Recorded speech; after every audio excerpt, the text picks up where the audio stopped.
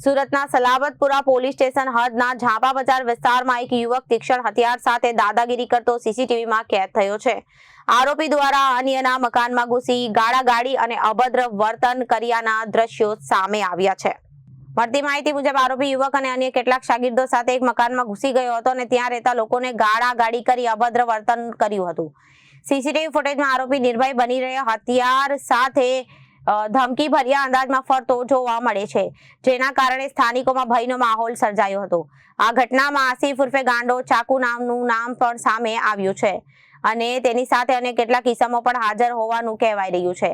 આરોપી આ હરકતને કારણે વિસ્તારમાં કાયદો અને વ્યવસ્થાની સ્થિતિ અંગે ફરી ચર્ચાઓ શરૂ થઈ ગઈ છે।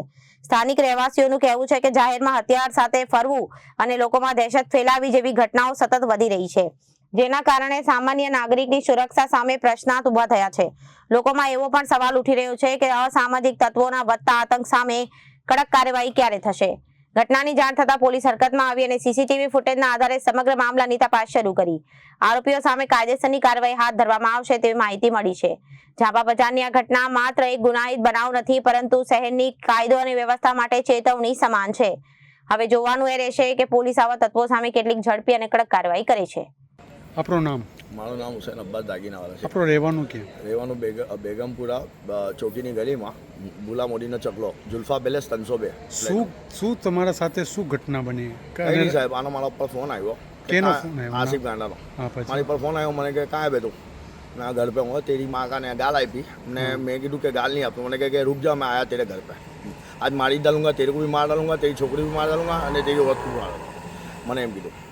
આ શું કામે તમારા ઘરે આવ્યો હતો ને શું એવું કારણ બની ગયું? કાંઈ નહીં સાહેબ, 2019 પછી અમારા લોકો સાથે હતા, અમે લોકો ધંધો પાણી બધું સાથે। 2019 પછી છૂટો થઈ ગયો અને એની વાઈફ મારી સાલી થાય છે, મારી વાઈફની બેન થાય છે નાની, એને બી ડિવોર્સ આપી દીધા। 20 વર્ષનું સંસાર તોડી નાખું, બસ એ ફેમિલી ઝઘડો લાગે છે ને આ દંડ એ સાહેબ આમ જ અમારા ઉપર કાયમ જ આવું જ ના કરે છે સાહેબ।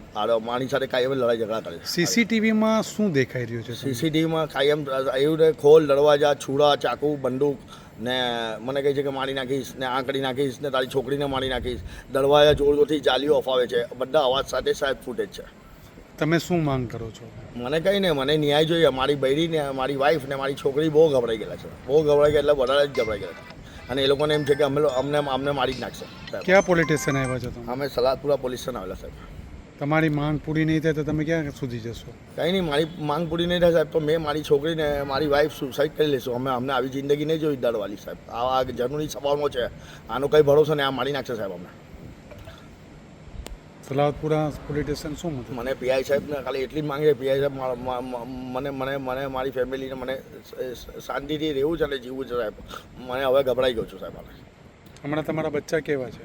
મારી એક બેબી છે, બહુ ગભરાઈ ગયેલી છે સર, એને હમણાં બેહોશ થઈ ગયેલી ઘરે। Bureau report, Janadesh news.